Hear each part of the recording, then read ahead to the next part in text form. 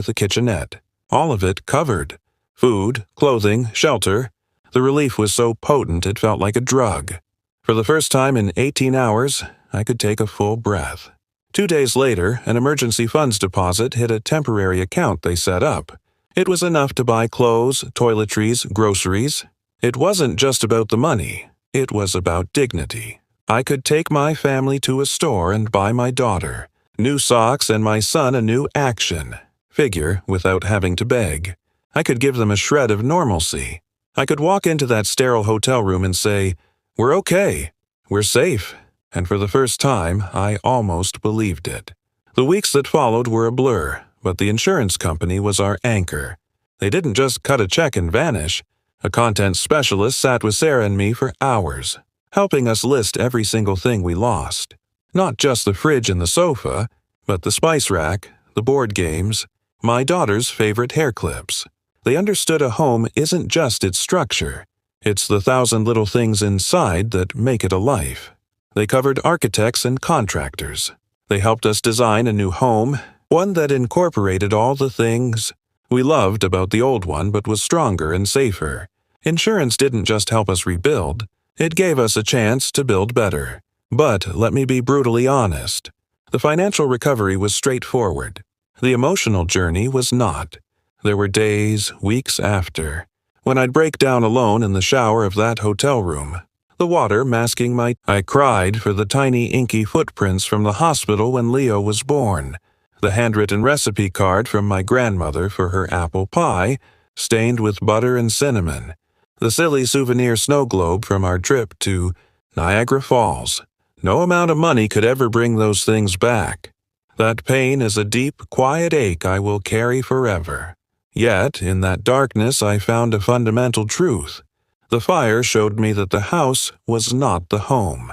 The walls burned, but the foundation of our family remained. My home was in Sarah's hand holding mine in the middle of the night when the nightmares came. It was in my daughter's laughter as she chose a new paint color. It was in my son's resilience as he made new friends. As long as we were together, we were home. The fire took our house, but insurance gave us back our life. It gave us the tools, the means, and the security to rebuild that home around our family. Months later, we walked through the front door of our rebuilt house. The smell of new paint and fresh lumber filled the air. My children didn't see a construction site. They saw home. They ran through the halls with unbridled joy, their laughter echoing off the new walls. Sarah hugged me tight, her tears wet on my shirt, and whispered, "We made it, my love. We really made it. We had not just survived. We had overcome." I share this with you for one reason: to wake you up. Disasters don't send invitations. In the UK, floods turn streets into rivers. In the USA, tornadoes leave nothing but splinters. They don't knock politely. They break in. They destroy in seconds. So I ask you, with the full weight of my experience, what would you do if you lost your home tonight? Would you be ready? Would you have a policy you've actually read, that you understand? Or would you be left standing in the ashes, utterly alone? This is not just my story. This could be yours. Think of your children sleeping soundly in their beds tonight. Listen to the gentle rhythm of their breathing. What if that roof was gone tomorrow? Would your love be enough to shield them from the cold? Love is the foundation, but insurance is the tools and the materials. It is the promise that you can rebuild that shield. Insurance is not just a monthly direct debit you forget about. It is not boring paperwork. It is an act of love. It is the ultimate protection. It is a promise you make to your family that no matter what, you have a plan.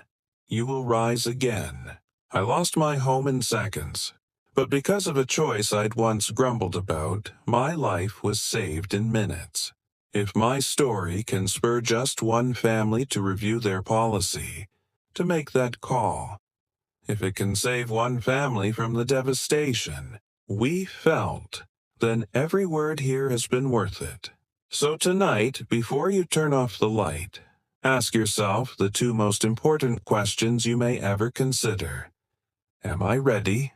Am I truly protected? Because one day you might be standing outside, watching your life burn, and you will wish, with every fiber of your being, that you had made the right choice today.